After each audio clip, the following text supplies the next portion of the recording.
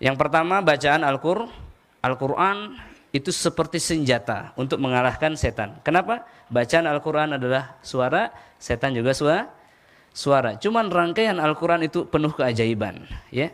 Itu adalah mukjizat kenabian. Maka kalau Al-Quran itu seperti pedang, orang yang bacaannya bagus, makhrajnya bagus, seperti pedang yang tajam. Bacaannya banyak, seperti pedang yang panjang, gitu ya. Tajam, panjang. Ketika akidah tauhidnya bagus, keyakinannya, imannya bagus, maka seperti dipegang dengan tangan yang kuat. Ketika seseorang itu ikhlas, seperti beracun pedang yang tajam dan panjang dipegang dengan tangan yang kuat itu. Ketika seseorang itu berpengalaman, memang sudah ribuan jam di bidangnya, apa yang terjadi? Seperti pemain pedang yang dalam hitungan detik bisa merobohkan banyak lawannya. Baik, satu lagi apa? Satu lagi, ketika kita sudah punya pedang yang tajam, panjang, beracun, dipegang dengan tangan yang kuat, skillnya sudah bagus, apalagi satu lagi untuk mengalahkan musuh? Syaratnya?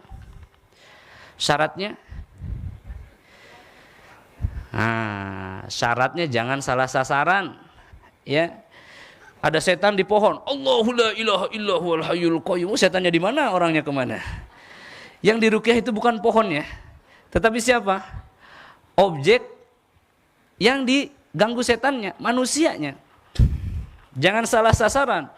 Main pedang, Pak, ya kan, bagus mainnya, tapi nggak ada musuhnya, nggak kena, ya kan? Seperti dia punya rifle senjata, musuhnya di situ, ya, kata musuhnya nggak kena, gitu kan?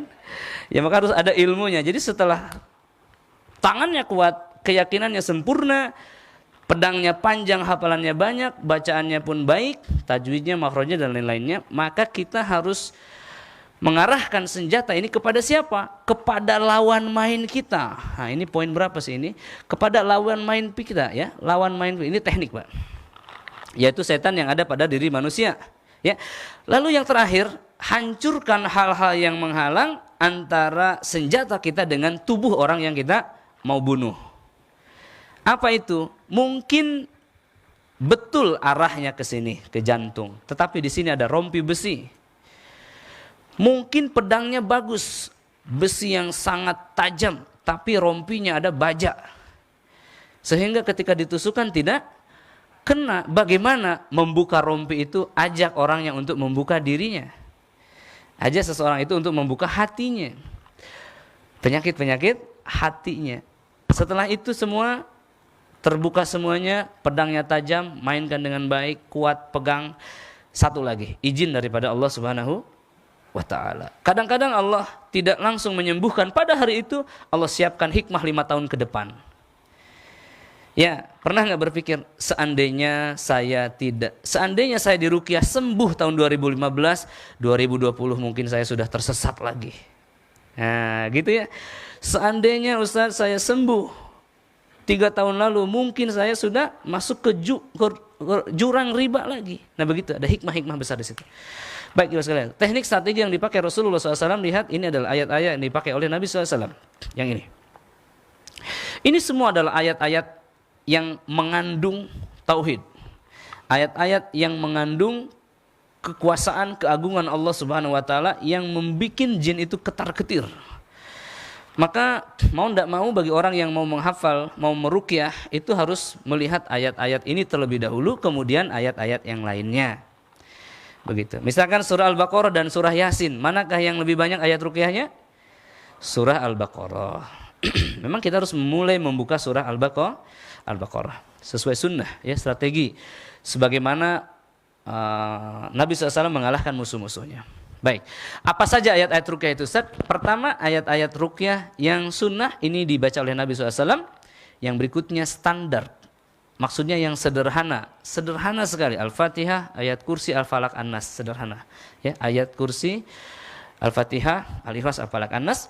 Kemudian juga ada yang penuh dan ada tambahan. Ini surah Al-Baqarah, Al-Imran dan seluruh Al-Quran bisa kita gunakan sebagai ayat-ayat ruqyah. Tidak perlu tambahan-tambahan yang lainnya, ya. Tidak perlu mediumisasi, tidak perlu yang lain-lainnya. Ya, cukup bagaimana Rasulullah menepuk, meniup, mengusap, membacakan, itu menjadi metode kita. Yang keempat, hati-hati dengan tipu daya setan. Ya, ini untuk mengalahkan musuh. Ya, musuh utama kita adalah setan. Ya, rajanya iblis, tujuan akhirnya membawa ke dalam neraka. Ya. Jadi hindari hal-hal yang menjerumuskan kita ke dalam hal tersebut, ya, hindari tipu dayanya. Yang terakhir adalah hancurkan perisai yang menghalang. Apa itu? Pertama, ketidakyakinan terhadap Al-Quran, keyakinan yang rusak, penerjemahan yang salah terhadap Al-Quran, ya. Kemudian penghalang yang menghalang kesembuhan dia, ya. Dan yang terakhir adalah kotoran di dalam jiwanya, ya. Penghijab langit ini adalah Allah belum ridho kepadanya karena dia tidak diridhoi orang tuanya misalkan. Maka apa yang harus dilakukan? Silaturahim dengan orang tua kita, ya. Menawarkan dia hadiah yang terbaik, menemaninya, ya, membahagiakannya. Jangan memusuhinya, apalagi menuntutnya. Begitu, ya. Keridhaan Allah Ta'ala ada pada keridhaan orang tuanya.